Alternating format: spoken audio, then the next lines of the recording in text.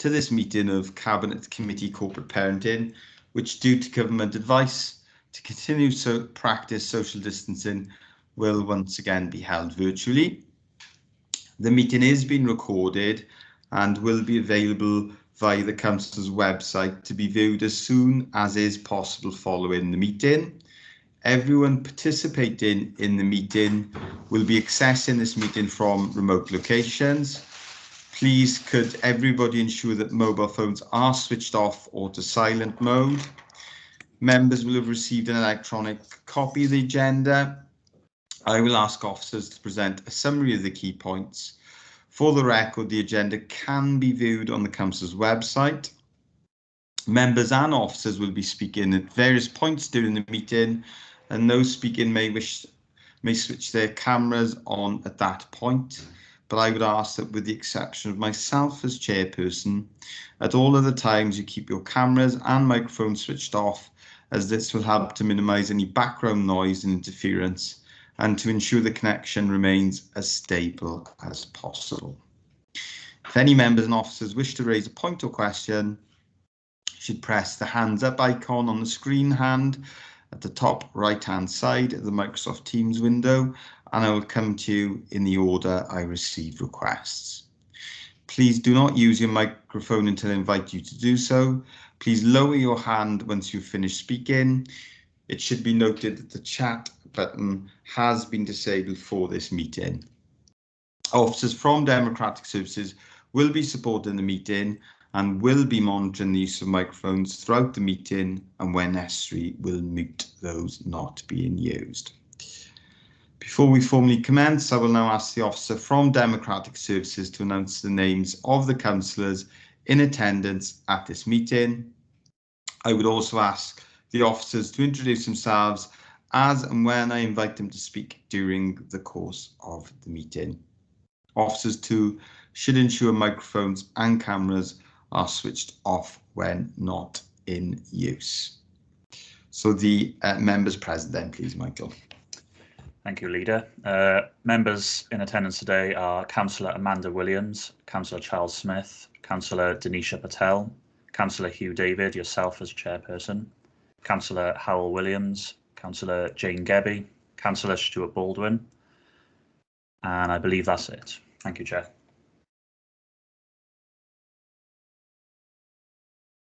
Had apologies for absence, as you said, from Councillor Blatt and Councillor White. So we will now receive... Chair, I've got a meeting of Regen College Governors at 4, so if this meeting lasts for the advertised time, I will have to leave at 4. Okay, thank you, Councillor Smith. And we will now receive any declarations of interest, of a personal or prejudicial interest, if any, from members and officers in accordance with the provisions of the Members' Code of Conduct adopted by the authority in September 2008. Are there any declarations of interest, please? No. If you do find during the course of the meeting that there is an interest that you need to declare, please don't hesitate to raise it during the meeting. Next item is to receive for approval the minutes of the last meeting of Corporate Parenting, which was held on the 8th of April 2021. Can I have a member move them as a true and accurate record of the last meeting, please? Move. Thank you, Deputy Leader. Seconder. Can I have a seconder, please? Happy to second. Thank you, and everyone in agreement. Thank you. The first item that we have on the first report that we have on today's agenda is a report of the Corporate Director of Social Services and Wellbeing, and it's on the monitoring of performance and progress of the Western Bay Regional Adoption Service. And I will hand over to Claire to introduce the report and our colleague who has joined us from the Western Bay Adoption Service. Over to you, please, Claire. Thank you. Yeah, thank you very much, Leader. I'm Claire Marchant, Corporate Director of Social Services and Wellbeing in Bridgend, and I will very shortly hand over to Nicola Rogers, who's the Regional Adoption Service Manager for the Western Bay Regional Adoption Service, who will take us through the detail of this report. This is the annual report relating to the financial year 2020-21, and as for all parts of public services, this was a unique year in terms of adoption in Wales and in our Western Bay region. I think that the report sets that out very clearly. It sets out the context within which adoption services operate in Wales in the context of our national adoption service, the regional adoption services, and in Bridgend we remain part of the Western Bay Regional Adoption Service, a very key part of that Western Bay service, alongside Swansea and Newport Talbot local authorities, despite the change of boundary for most other services for which we're part in Bridgend.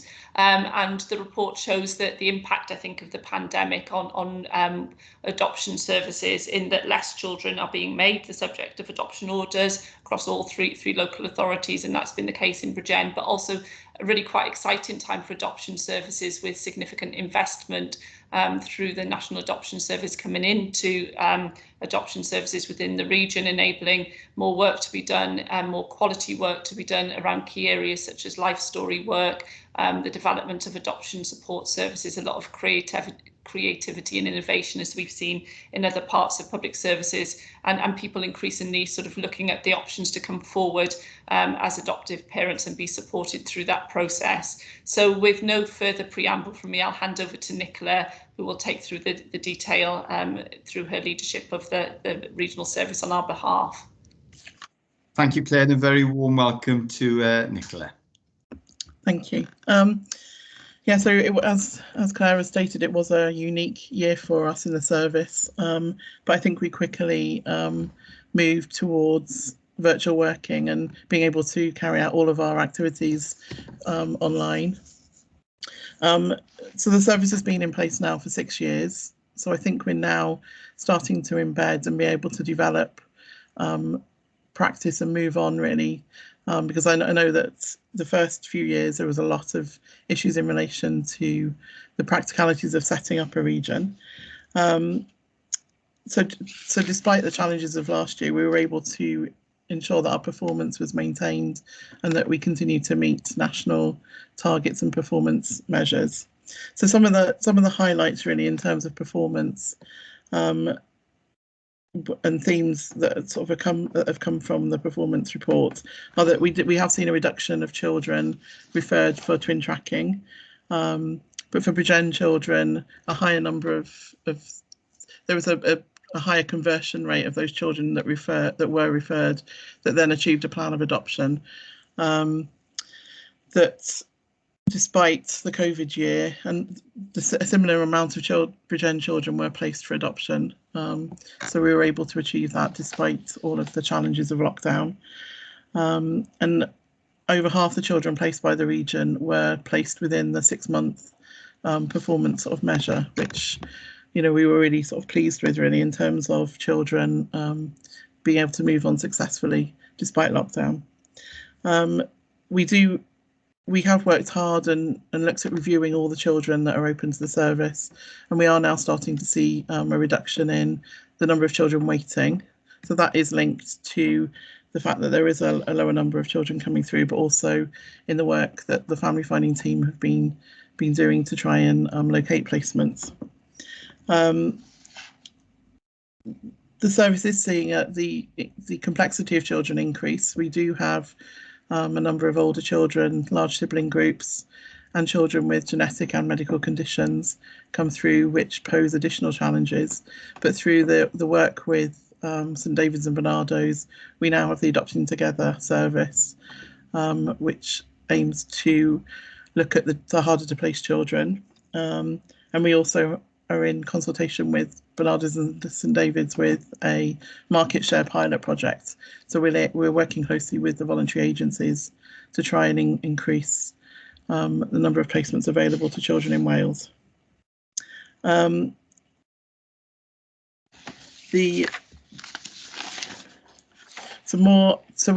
Last year we were also able to place more children within our regional pool of adopters, which will hopefully support then the adoption support needs of those children in the longer term. So it's easier for children to remain in our region because then we're more hands-on really in terms of some of the early intervention that we're trying out now with our adoption support services. We saw last year the availability of life journey work to children, a matching panel. There was a significant increase from about 50% the previous year to 83%. So it's great to know that children who are being matched at adoption panel do have draft life journey books and later life letters available to them. We're continuing to work on ensuring that those books are finalised and ready in time for the second adoption review. We saw the court continue to manage the adoption applications in a similar way to previous years, despite lockdown, with a similar number of adoption orders being granted as there were in previous years. In relation to inquiries and the approval of adopters, we saw a significant increase in inquiries into the service. That may have been linked to the fact that more people were at home for the early part of last year, but we'd sort of hit over 200, which the service hasn't done since its formation. And in terms of the approval of adopters, we were able to achieve a similar number of approvals to the previous year. We are finding that we're struggling to identify adopters from Bridgend and Neath Talbot, so our marketing officer is working closely with businesses and in those areas to try and increase the pool of adopters that are coming forward from Bridgend and Neath Talbot. In relation to our adoption support, I think as Claire stated, adoption support is an area that's always been under-resourced for many years, but with the additional resources provided by Welsh Government in the adoption support grant, we've been able to significantly increase the staffing within the adoption support team, which has enabled us to look at far more sort of early intervention supports to adopters. So we're looking at sort of therapeutic support groups. We've got life journey support groups running. We've been able to offer activities for adopted families throughout the summer. So all of these things will hopefully mean that adoption support in the longer term will start to lessen because people are better supported early on in placement. So in terms of some of our key priorities for this year, the National Adoption Service produced good practice guides in relation to contact, working with birth parents, transition of children into adoption placements, and the last one is contact, letterbox contact. So we're working hard at the moment to embed the recommendations of those good practice guides, and hopefully by the end of this year we'll be able to report on our progress in those areas. We're working with the National Adoption Service to look at a national IT adoption module, currently using WCCIS. So we're working to look at the processes and all the paperwork that would need to be embedded within that module. We're looking at, from October the 1st this year, the two-stage model of adoption assessment came in. So we've had to relook at all of our assessment of adopters paperwork and processes to bring them in line with the new model. As I said, we're looking at intensifying our marketing activity in Bridgend and Neath Talbot. We're looking at a whole wealth of a range of support services to birth parents throughout the process, including sort of engaging them in letterbox and providing support groups for them longer term. And then lastly, working with the National Adoption Service to look at the core offer of adoption support with the aim that no matter where an adopter lives in Wales, they would be able to access similar sorts of services and resources. So on the whole, I think last year we ended the year in quite a positive place in terms of performance and in terms of developments that are occurring within the service.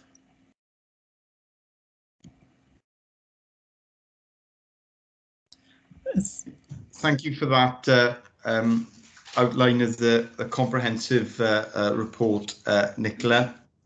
I'll now ask colleagues if they have any questions on the report or comments on the report. So please raise your hand if you do have any questions. Councillor Baldwin, please. Thank you, Leader. And it's a question in relation to the marketing for Bridgend and Neath Port Talbot. I'm just wondering, what have we learned from what we've done previously, or what is it that we're going to be able to do differently to be able to attract more people to come forward? I mean, I think we would be expecting more adopters to come forward from Swansea. It's a bigger, it's a city, it's a bigger place. So, it's given really that we would attract more adopters from that area.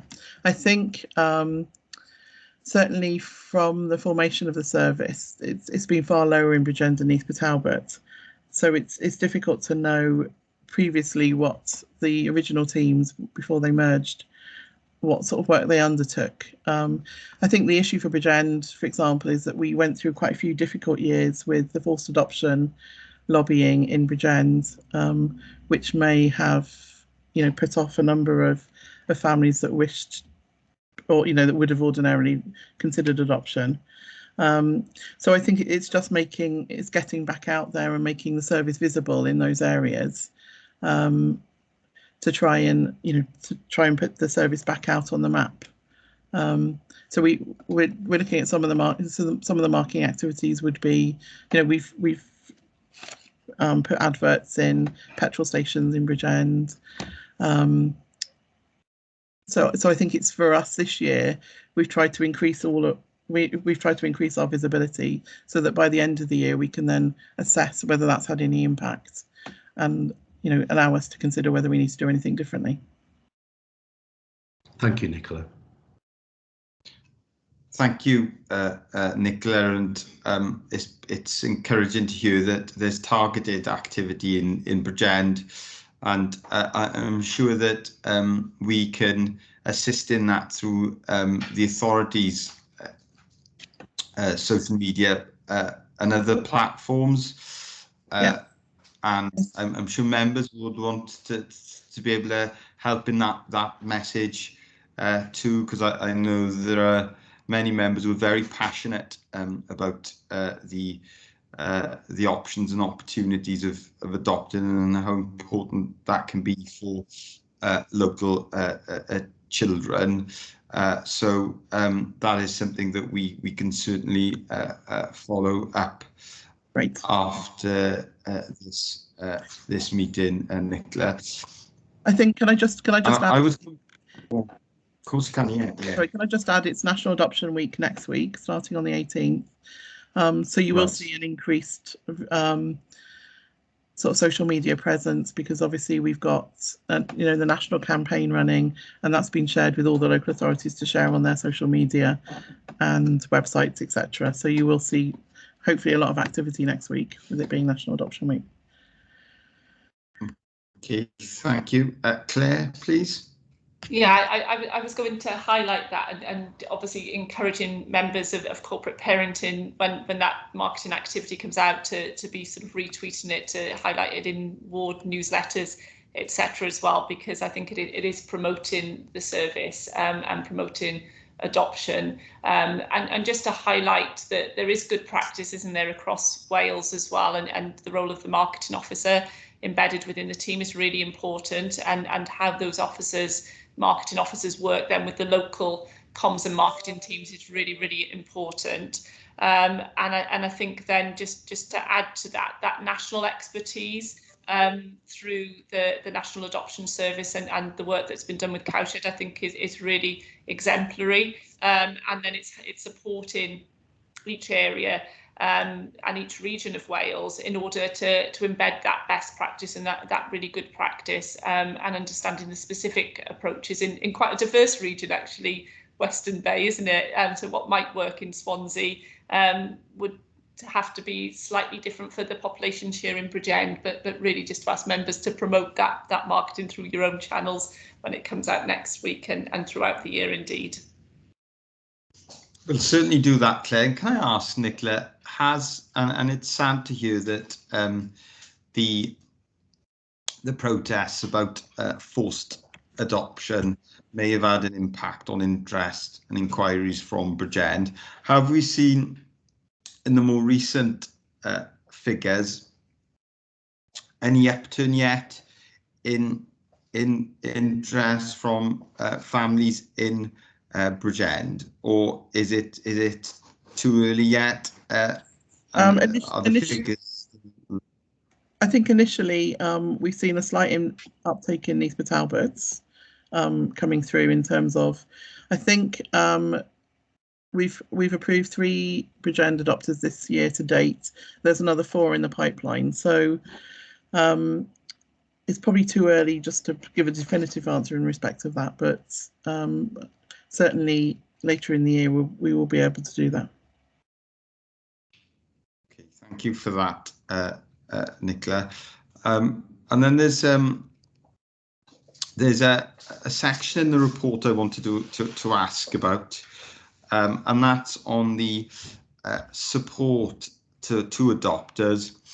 And we all welcome the additional funding that was made available by Welsh Government, significant additional funding that has enabled extra support for adopters. And that's so important for making sure that the adoption is a success and to minimise any risk of adoption breakdown and for those children to lead fulfilled lives. But there's a reference in one of the paragraphs on page 5 that there's been a decrease in the number of new adoption support assessments commencing.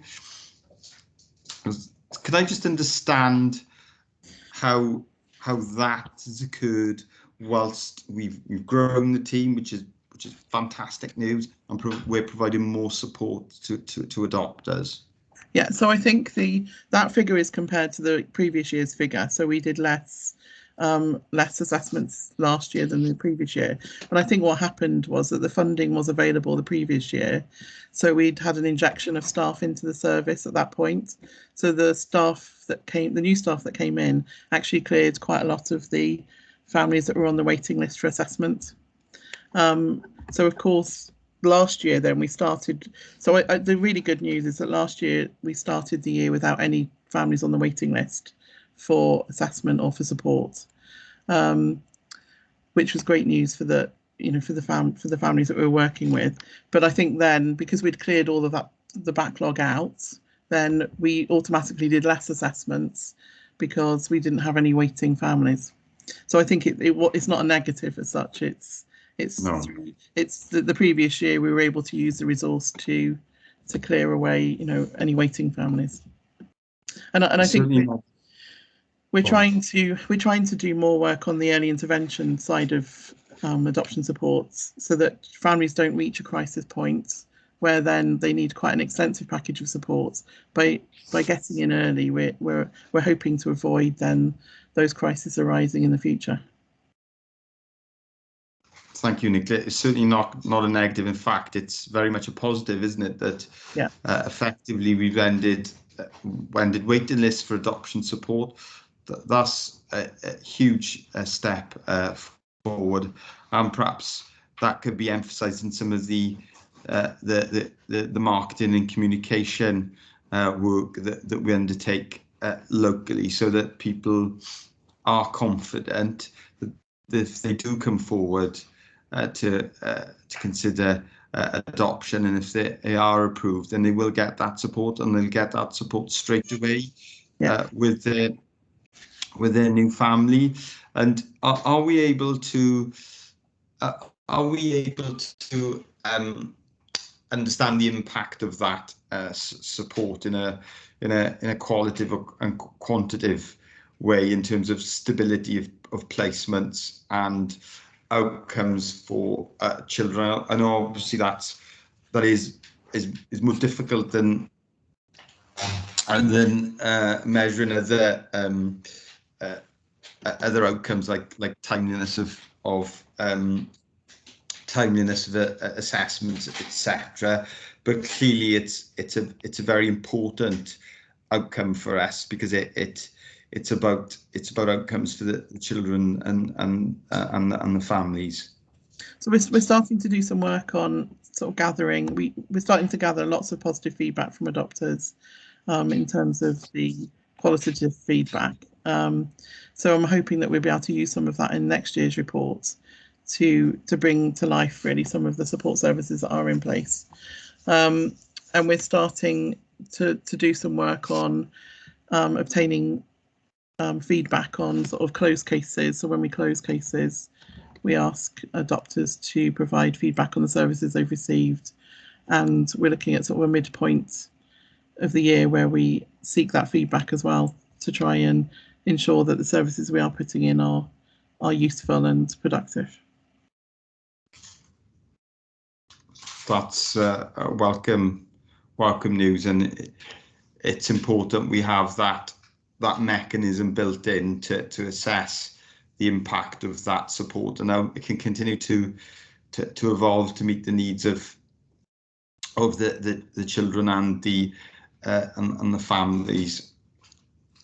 I know that we've done a lot of work, Nicola, to raise the profile of adoption, and that's been one of the purposes of the National Adoption Service and the regional adoption services, and raising the profile amongst key partners like the health boards and local schools. How would you describe the progress that we've made around that stream and that aim, and is there more? There's always more we need to do, but are there specific areas that we need to target in terms of raising the profile and understanding of the adoption process and the needs? And there's obviously the inherent difficulty that we have that adoption is fundamentally and hugely significant for the children involved, but it's a very small number of children compared to the total number of children living in any of our communities, and so it isn't necessarily an experience that many professionals and families will have a direct experience of. So the importance of training and raising awareness of adoption is particularly important, because that can often be the only way that we can improve understanding. Yeah, so some of our adoption support cases, we work very closely with schools. So we've been doing, so it's usually sort of a team around the child approach to some of the adoption support work. So we'll support the family or the adoptive parents will support the child, but then we also involve the school, and we may go into school and do a piece of work with the school on how best to manage that child's behaviours. And we're finding that upskilling work is really having a significant impact on the whole family unit. So we're doing lots more schools work. We're involving schools in our packages of support, and of course any skills that they learn from the work that we do in relation to a specific child, they're able to take forward with them, perhaps with other children. So that's been received really positively. We're very lucky in the region to have two very supportive medical advisors who support the assessment process with adopters and who undertake all the adoption medicals, and they're quite strong advocates within their own health boards in relation to the adoption message. So, for example, we go in and support some of their. I know one of them teaches in the university, so we go in and support some of that with, raising adoption with newly sort of training nurses and and GPs, etc. So I think, we are lucky to have the medical advisors that we do have. And I think, the national campaigns, there was a TV advert. I know we do radio campaigns. So I think all in all of that work, particularly with the national team, is, has highlighted the profile of adoption across Wales significantly, certainly in the last 2 years. That's again, that's just encouraging to hear. Thank you for that, Nicola. I can see the Deputy Leader wants to come in. Councillor Williams, please. Yes, thank you, Chair, and Nicola have actually just partly answered, I suppose, my my question. So, and it was around: are there any challenges, given that we are now in a different health board, obviously, to the Western Bay? But I think, from what you've just said, things seem to be okay. But are there any challenges there, or what? I think from the child's medical perspective and the adopter's medical side of things, I think we've been able to smoothly, integrate to the new health boards for Bridgend families and children. So we don't in the service, and we met with the new health board, and we met with the medical advisor, and we seem to have a seamless process. So in that respect, I don't perceive that the service has any challenges. I suppose the challenge does come probably at a higher level. Not so on the ground, we don't experience any challenges working with, the Bridgend teams, and that relationship, is good. But I think it's probably higher level. There's probably tensions in relation to, the service being here, but actually Bridgend is working with people over there. But I think we're able to overcome. The challenges don't impact on the work that we do. Okay, good. And that's the most important message. And thank you for asking that question, Deputy Leaders. It doesn't impact upon the families and the children. Claire, please. Yeah, I think it is a really important question, and Nicola has just answered it in the most important way. But I think it is to be cognizant, really, that straddling two regions places us in a particular position as Bridgend. We've got a regional children's partnership as part of our regional partnership board arrangements, and we look at a range of services and investments come through from Welsh Government into that partnership, which will benefit our adoptive children as well as other children, and it just does present some strategic planning challenges. I think colleagues work incredibly hard to overcome those challenges and to make sure that it doesn't impact, and any change of adoption region would be incredibly disruptive, as we've seen as we've had to change other boundaries. So I think we work hard to overcome the challenges, but it's not without challenges. Other adoption regions aren't coterminous with one health board. The rest of Cwmtaf Morgannwg is part of an regional adoption service which straddles two health board areas, so that in itself will present other challenges. In one sense, it would be far easier if we were all just singularly coterminous, but making that move would in itself present risks, and we'd have to be very mindful of those if ever Welsh Government were minded to change the adoption regulations to change the regional footprint for adoption services. Okay, thank you both for those answers. Yeah, thank you. Thank you all. Important question. I can't see that anyone else has any questions or comments, and obviously the recommendation is to consider and then note the report, and I certainly think we've considered it. Can I have a mover and a seconder for that recommendation, please? Move note report. I'll second that, Leader. Okay, thank you everyone, and thank you very much, Nicola, and please convey our appreciation and thanks to the team, because it is a very small team, particularly for the work they've continued to undertake during COVID, and we know it's not back to complete normality yet, and we know how hard you're all working to make the adoption process as smooth and as effective as it can be for for children and families, and we look forward to seeing you again soon, and good luck with, and we'll certainly be very pleased to support your activities next week as we all fly the flag for adoption and the way it can transform children's lives. So thank you for your time, and we look forward to seeing you again soon. You're very welcome to stay, but I'm sure there's plenty you could be getting on with. Thank you, Nicola. All the best. Thanks, Take care. Bye. Thank you. Bye. So the next item on the agenda is another report from the Corporate Director for Social Services and Wellbeing, and it's a report on the approval of the statements of purpose for our residential services, Bakers Way, Harwood House, Sunnybank and Maple Tree. So over to you, please, Claire, to introduce this report. And I can see that we've been joined by Stephen, our Group Manager for Placement and Provider Services, and I'm sure Stephen will be contributing to this report as well. Claire, please. Yeah, thank you very much, Leader. I'm going to hand almost seamlessly over to Stephen, who will highlight for Corporate Parenting Committee where those changes to statements of purpose have been made, so you can be really clear on the differences from what you've approved previously. Steve, over to you.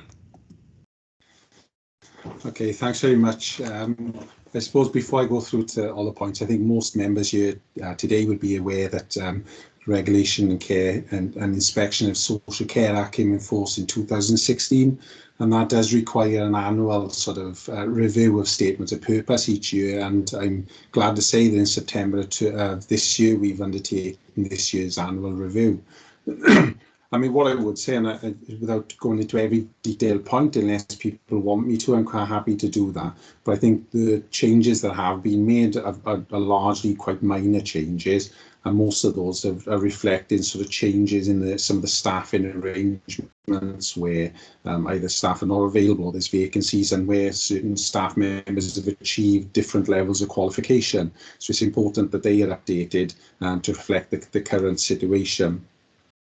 Some of the more significant changes, I suppose, have occurred. So members may recall from 12 months ago when we told you that the manager for Sunnybank at that time was also managing Maple Tree House. So he was spending his time across both homes.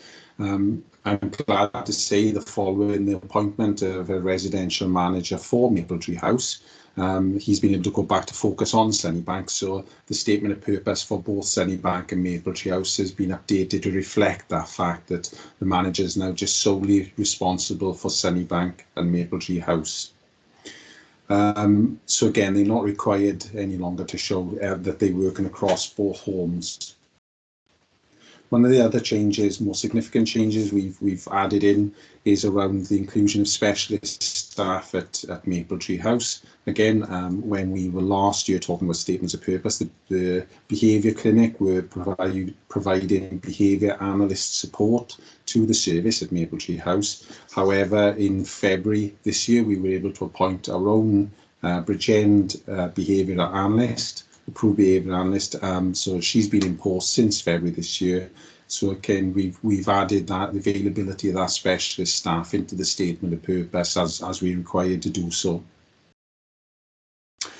I think the main other point really to highlight is, and perhaps the most significant change in all of the statements of purpose this year, is at Sunnybank. We in discussion and review, we've extended the availability of the placement to just beyond a young person's 18th birthday. And I think this is about supporting transition. Well, the last thing we would want is for a young person, almost the day before their 18th birthday, panicking about what's going to happen the following day for them, where they're going to be living, when in fact they should be focusing on how many cards they're going to have. Are they going to have some nice presents for their birthday and celebrating reaching adulthood? So I think what we've done is just amend that slightly to say that they would be able to stay beyond placement would be available to them beyond their 18th birthday to support a transition to any independent living that they were moving into. So I think they that in brief really are the changes to the statements of purpose for all 4 of the children's homes here in Bridgend. Okay, thank you for that, Stephen. It's very helpful overview of a very large set of important documents that continue to evolve every year, don't they? In response to the changes of the service and the needs as well of the children and young people that are accommodated at the facilities and supported by the facilities. Are there any questions or comments from colleagues, please, on the proposed statements of purposes for our residential services? I certainly welcome the change to the age range. I think that's crucial to transition, because I think it would it is not appropriate in many cases, is it, to simply say that because a young person has reached the age of 18, that is it, they must leave straight away.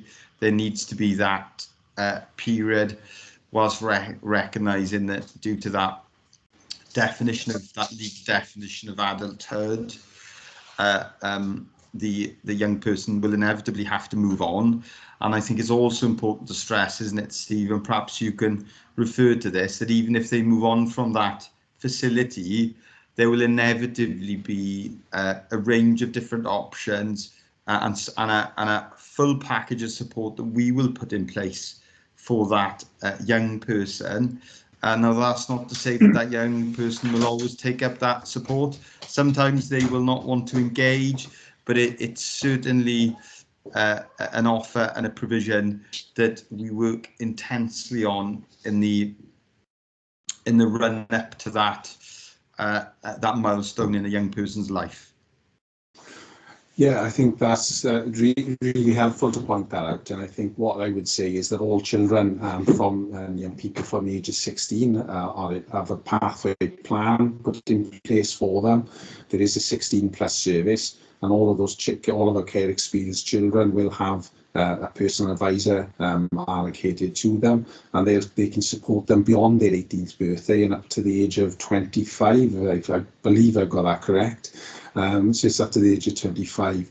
In terms of placement options beyond their 18th birthday, I feel lucky coming to Bridgend in terms of working in Bridgend, in terms of the placement options that are available. There are supported accommodation options with both Llamau and Dewis. And there's also adult social care provision for some of our vulnerable young people.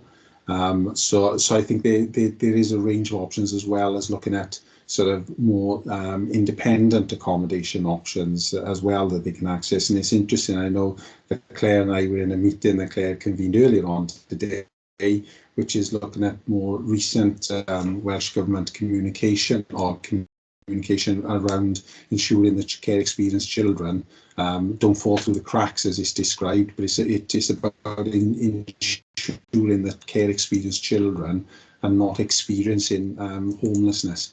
And it is work that we need to do at a whole range of levels, including corporate parenting, at a Welsh Government policy level, at a local policy level, and at a more direct sort of service level, to ensure that children who have experienced periods in care don't fall between the cracks, become homeless, when it's something I'm sure all of us wouldn't allow for our own children. Absolutely right, Stephen. We have to eliminate that effectively eliminate that risk of children becoming homeless, because by definition these are almost we don't want any child to ever become homeless, and we should do everything within our power to stop that, but in particular, these children are our most vulnerable, aren't they? And therefore they're at even greater risk if they do not have a stable, secure place to call home. And it is a timely reminder of perhaps a need for a report. I'm sorry, you've just given yourself some work there, Steve, and I'm giving it to you. That we have a report on how we support care leavers, and apologies if that's not the correct vernacular, but how we support young people who are care experienced to ensure that they do not find themselves in that position, because it can happen all too easily, can't it? And by accident rather than by design, obviously, and it's a major risk to anyone's well-being. I'll bring Claire in, and I'm sure you'll want to come back then, Steve, as I've just added to your workload. Claire, please. Leader, we almost were ahead of you there. That was what I was going to input, actually, that we agreed this morning with colleagues in housing. So it's not just Steve. It's very much will be a joint effort that report will be forthcoming, I think, to the first Corporate Parenting Committee in the new year, to enable the work to be done in the way that we would want it to be, to address the challenge, really, and the rightful challenge to all authorities from Welsh Government against what is a very challenging context, clearly, in terms of homelessness, but recognising exactly what you said, that we've got very specific responsibilities as a council and partners, as corporate parents, for our care experienced children, and that these particular young people are especially vulnerable amidst a population which is vulnerable. The evidence is very, very strong about the very particular set of vulnerabilities of care experienced young people, and we need to put a range of options together, really, for us to consider as a council to ensure we're doing everything possibly we can within our powers to prevent homelessness of this group of young people. Thanks very much, Claire, and we look forward to seeing that. And I know it's an area that Councillor Patel, as the Cabinet Member for Future Generations and Wellbeing, as the housing leaders, has taken a particular interest in as well. So I look forward to seeing the outcome of that piece of work. It's something we've considered previously, but obviously the housing options are different now, aren't they? We've got a different cohort of young people, and so that work always needs to be refreshed on a regular basis, so that we're meeting the needs of that current cohort. Deputy Leader, please. I can see you wanted to come in. Yeah, thanks, Leader. And I suppose what is pleasing to see that we've got or our current staff members are improving their qualifications, because it's a vital service that I'm sure that the children with care experiences want that continuity and that sort of to keep that going. So I'm just wondering how the staff vacancy situation is in that service, and how do we sort of keep that continuity of service, I suppose. What are we doing around that? Okay, thank you, Deputy Leader. Steve, please. Yeah, I'd say a much improved situation in terms of staffing. But currently, notwithstanding sort of ill health, we have actually got a full staff team at Sunnybank. We've also got a full staff team at Maple Tree House. We've got 2 vacancies at the senior level in Harwood House, although we've recently appointed 2 new interviewed and appointed 2 applicants. And then at Baker's Way, we've had a number of posts, 4 60-hour and 2 18-hour posts that have been vacant for a significant period of time. Although in the most recent round of interviews, we managed to appoint to three of those posts, and we are back out to advert, and I know we've got further applicants for those already again in terms of those posts. So again, we're hopeful that we would be able to fill those posts in the very near future. So overall, a very promising picture that doesn't take away from the fact there's some long-term absence within the service, and obviously that does impact then on staffing levels. Although what we have recently again recruited some 6 casuals, six new casuals to the service, and we continue to seek to recruit additional casual members of staff, because where we can, again, it provides greater consistency than needing to go out to agencies and bring in staff from agencies who perhaps are not familiar in the way that we try to work and practice within our social care here in Bridgend.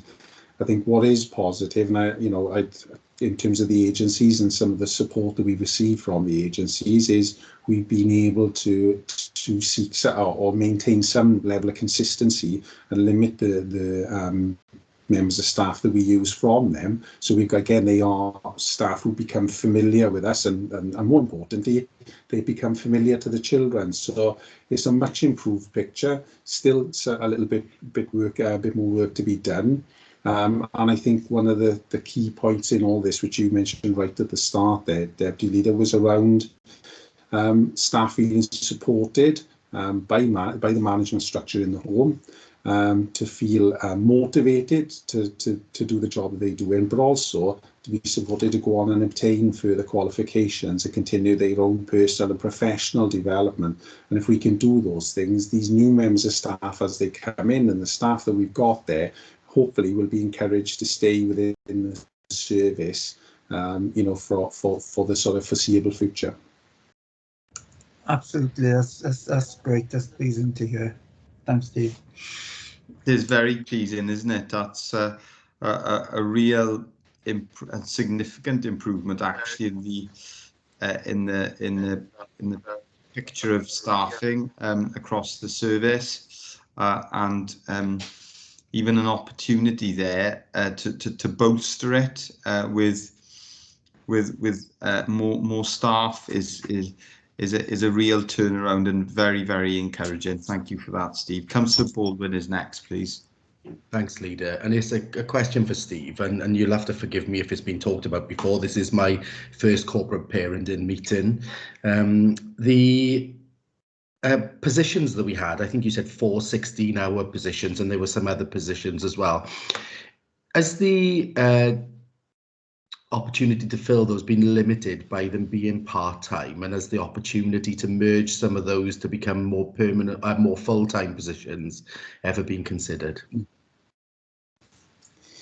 Yes, Councillor Baldwin, a lot of consideration was given. I think residential manager was here now. She probably be able to tell you on which sort of version of the plan she was on in terms of staffing and having the right staff numbers on rota. I think in an ideal world, when we talk about full-time members of staff, and I come from a social work background, and I think about my sort of 9 to 5 job sort of during the week. Having the 37-hour post is ideal, but within residential it's a little bit more difficult because of the shift in sort of the rota pattern. Basically, it's just about having the right number of people on each rota to provide the support that's needed for the individual children who are accessing the service at that time.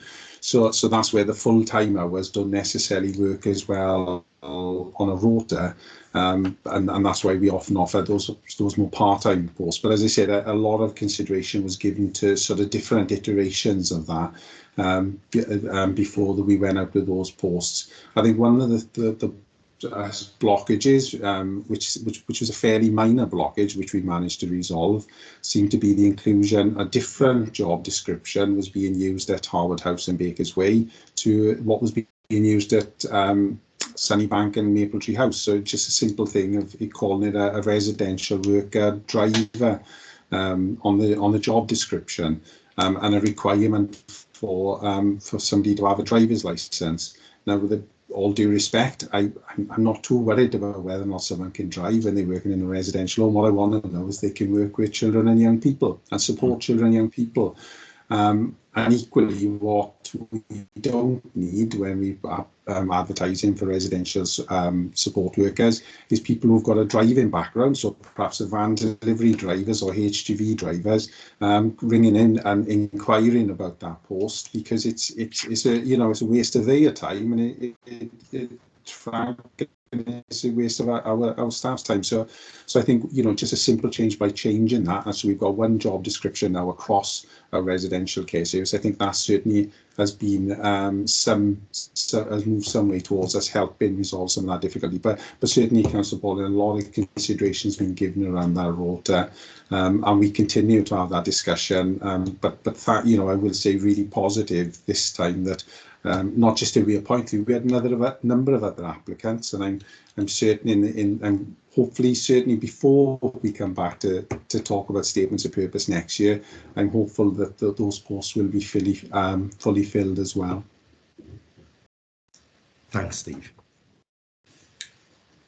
That's interesting, and I hope we didn't recruit too many HGV drivers to our settings, because I'm sure they could be better deployed elsewhere. And it's very clear to us, isn't it, the amount of work that's gone into trying to address the recruitment difficulties, and we've made progress, which is really important, because having that stable workforce and having a full complement of workforce is essential to delivering high quality care. So that's really pleasing to hear. I can't see that anyone else wants to come in, so can I have a mover and a seconder for those for that recommendation about approving the statements, and we've got that additional action point we'll put in the minutes around a further report on housing options for care experienced young people transitioning into and in young adulthood. Is everyone can I have a mover first? Move the report. Second. Everyone in agreement? Thank you, colleagues. Next report is a report on the inspection of residential homes by Ciwk Inspectorate Wales. And again, this is a report to the Corporate Director, Social Services and Wellbeing, and of the Group Manager for Placement and Provider Services. So over to you to introduce then, Claire, please. Yeah, thank you very much, Leader. And again, just very brief introductory remarks from me. I was reflecting a couple of days ago that it was exactly a year since I'd started here in Bridgend, and almost exactly a year ago, I think, was my first corporate parenting committee, where we verbally updated committee on the outcome of this particular inspection report. But it takes a little bit more time for us to get inspection reports through and published and in a position to bring formally into committee, and that's what we're able to do today. And I think what I said in that first committee meeting was that this particular service we're receiving the report around today is a very innovative service. It's a service where there's lots of interest from other authorities across the whole of Wales, because what it's attempting to do is to keep children and young people in our county borough who would otherwise be placed outside of the county borough, and to wrap the support, the therapeutic interventions, the high quality of care and eventually accommodation when we have our new hub around them, in order to really understand their needs and to plan for their future services. And the service certainly had some teething issues in terms of its establishment and to work in it at the quality that we would wish it to do so. But we did receive this inspection report, and the inspection activity was undertaken back in October last year, and Steve will be able to update you not just on the report but on the progress that the service has made since then, and also the future plans for the service, which are quite exciting. So Steve, I'll hand over to you. Okay, thanks very much. So again, I'm not going to go into too much detail other than to say that I suppose when the inspection was undertaken in October last year, which the corporate parenting was verbally updated on, the purpose of that particular inspection was to test compliance or outstanding non-compliance that had been raised to 3 previous inspections in September 2019, February 2020, and indeed in August 2020. Again, I'm sure many members of corporate parenting remember how critical CIW were of the service at that stage. However, in the inspection in October 2020, to just get the right date, then what they reported and is noted within the report is they found that positive changes had been made, that safeguarding systems at Mapletree were more robust. They found the personal plans were more detailed, and they allowed care staff to fully understand and meet the young person's needs.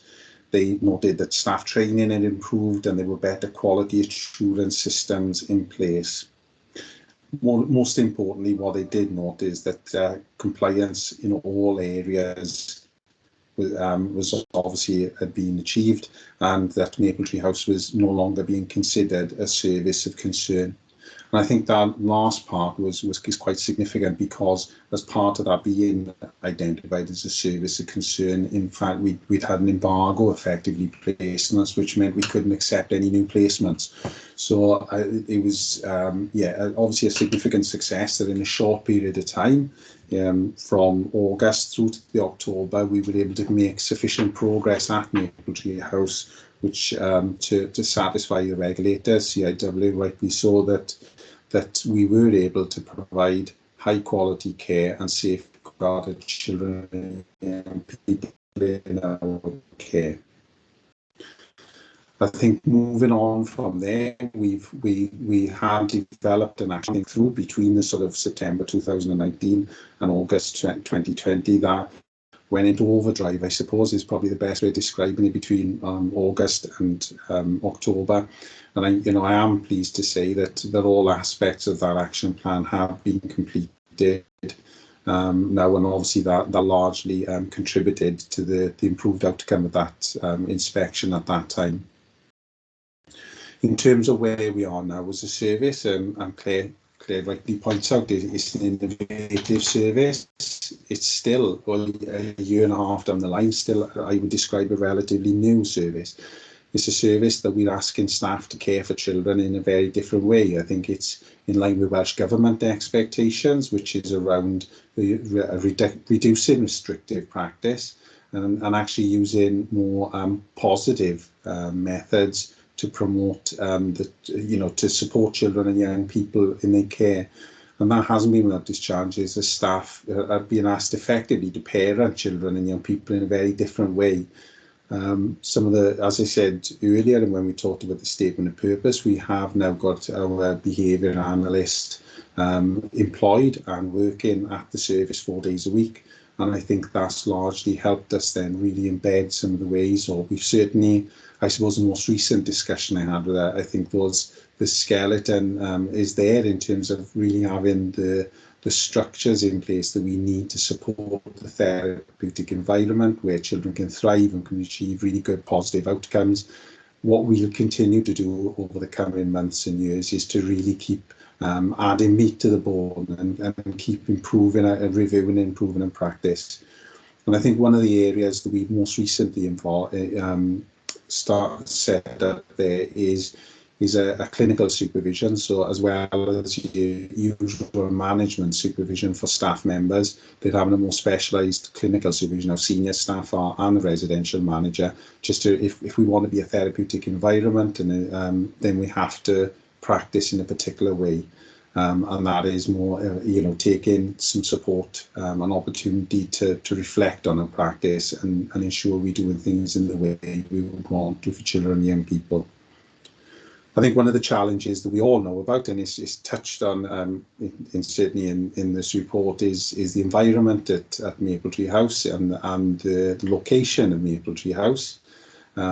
It's not ideal. We know it's not ideal. However, I'm a firm believer that we can make improvements there. And having recently attended a workshop with Dr. Karen Treisman, and where we talked about psychologically informed environments, is certainly that's work that we're already taking back into Mapletree House in the short term and the immediate term to make improvements around the environment. However, we're currently in a position in terms of the new build where, sadly, as members will undoubtedly be aware, we'd awarded a tender for the new Bryn Melyn hub, which the company then became insolvent. We are now back out to tender and looking for, seeking to secure new contractors with a view to having the new hub built by the autumn of next year. So I think, that new build, when it's available, will certainly support the staff team and children and young people in the journey of that we're trying to achieve for them, which is about ensuring they go to the right placement at the right time, and that any therapeutic needs they have are identified and they're supported with them in the longer term.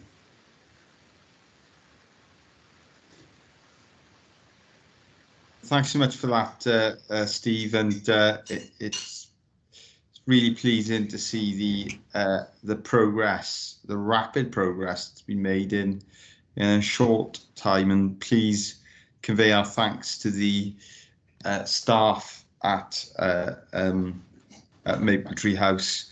I know how hard working they are, committed they are to the children and young people they support, and to continuous improvement as well. That is, thank you. That is an agenda that they will continue, I'm sure, and you'll continue to pursue as a staffing team. Councillor Patel, please. Thanks, Leader.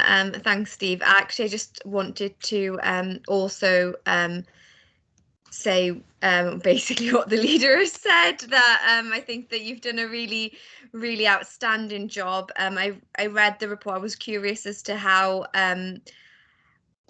things had progressed, because I think it wasn't in a good place before, and I was really, really pleased to see that the change that has occurred in such a short space of time, and I know how difficult it is to create change. So yeah, just really hats off to you, that you've done a really good job, and the team as well. So yeah, just wanted to add that, really. Thanks. Thanks very much, and it really is about the team. I think it's having the right people there. I think it makes it a lot easier to achieve change, to create the environment in which change can take place, and then to achieve that. So I think I fully endorse, and I will certainly take back the thanks to the team for the hard work they've done. I really appreciate that. Thank you very much, Steve. And I've got Councillor Williams, please. Councillor Amanda Williams. Hi, thanks very much. We touched on this in scrutiny previously, but I'm lucky to have visited Mapletree House on numerous occasions as part of the rota visiting, and I've seen improvements throughout as we've been attending the premises. But my question is, we saw when we had the inspection report and the failings that it was on Wales Online and it was publicised in the press. How do we manage to promote the progress now? A lot of the users would be older, who would have access to the internet and would be able to see these reports. How do we reassure potential future users that the improvements have been made? Because the press, we all know, will focus on the bad press, but they're not going to write a report and say how well BCBC have done or how well staff have done in turning this around and making the improvements. Thanks. Thanks for that, Councillor Williams, and thanks for your support and that feedback about your experience when you undertake the rota visit, it's always important and helpful to hear that. Stephen, please. I mean, in terms of promoting children's residential homes and the good work that they do, sometimes it's really difficult to do that. And I appreciate the sentiment. It would be lovely to put a lovely sort of full page spread in the local newspaper about the progress that's been made. Although we have to recognise there are vulnerable children and young people, and it is their home. So I suppose there's always a balance about how much information we share about the residential children's homes and obviously about information about children and young people who live there. I think what we have been able to do is use other opportunities to share the positive progress, not just at Mapletree, but more widely in terms of the redevelopment of residential care services in Bridgend. And I know that we had an opportunity with the ADSS summer program to do a presentation on there regarding remodelling here. So we'll use, I suppose, the way I would promote it and get that positive message out there is through those sorts of channels, is taking those opportunities when they arise to focus on the remodelling service, because the success of Mapletree is not just about Mapletree. The success is also dependent upon the wider placement service and those other residential care homes and the fostering service all playing their part, which will enable us to really demonstrate not just what Mapletree does, but the excellent work the whole of the placement service does on behalf of children and young people who require our assistance here in Bridgend. Okay, thank you for that, Steve. Claire, did you want to come in? I can see that. Yeah, just really briefly to build on Steve's points. Steve is absolutely right. You have to be very sensitive. Certainly, we would never want addresses, etc., to be in the public domain, and to really respect this is the home for our children and young people. But it is important to celebrate success. One of the things we're looking at, and Steve referred to the ADSS presentation, Social Care Wales have just put out the call for accolades. And given the amount of interest from other authorities that we had when we did the presentation, or Steve and our colleague Jade and Laura did the presentation, I should have said, around that to directors across Wales, showed that this is very innovative in terms of that whole picture across that residential remodelling. So we are going to be submitting a social care accolade application, and obviously we don't know where that will go. I'm sure there are lots of social care accolades applications that will be going in from across Wales, but we will certainly be looking to promote the overall significant progress that's been made through that route. And the other thing, just to follow up on Councillor Williams' point about the rota visits, one of the pieces of work that we're doing is to look at how we can safely reintroduce rota visits, because that is a really important part of the quality assurance processes, and it's really important that members understand what happens in our homes, but also are those eyes and ears in addition to all the other eyes and ears that there are around the quality of provision. Thank you for that, Claire. And Councillor Baldwin would like to come in, please, Councillor Baldwin. And it is just to reiterate something that Claire has just said, and to thank Councillor Amanda Williams for her comments in relation to the rota visits.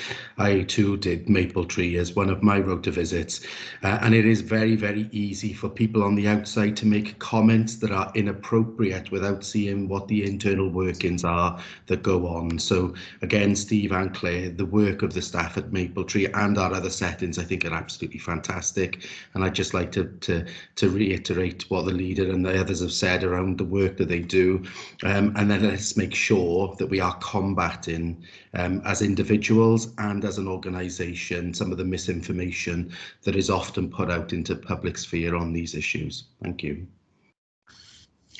Thank you for that, Councillor Baldwin. And are you happy to move on the basis of those comments, the recommendations? Of course. Thank you, Councillor Vaughan. Do I have a seconder? I'm happy to.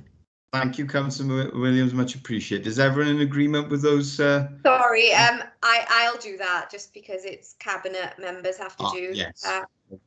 Thanks. Yeah, okay. Yeah, I appreciate the Councillor Williams' support. Okay, thank you, everyone. I can't see anyone else wants to come in, and no doubt, simply as part of our regular and routine reporting, we will hear more about the progress of Maple Tree House, especially because, of course, we are working on the relocation of Maple Tree House and the development of purpose-built facilities, and we also will see progress through reports and hear about progress through reports like the annual statement of purpose, etc. But perhaps what we can do is receive a further report when all the actions are completed, for completeness. But I've no doubt that the progress will continue to be made, and we'll have report backs on that, and you know, if progress does slow or halt for whatever reason, I'm sure we will hear about that, and we'll take any action that we need to take. But I don't think that's going to happen, but in the highly unlikely event it does, then we will receive a future report on that, I am sure. Okay, well, thank you very much, Steve, for that. And once again, you know, we want to pass on appreciation to everyone in the service that's been so incredibly busy over the last 2 years in particular, given the challenges that we've all been facing. Okay, that was the last report. I don't have any urgent items that have been raised with me, I don't think, Michael. So that brings us to the end of the agenda. Thank you all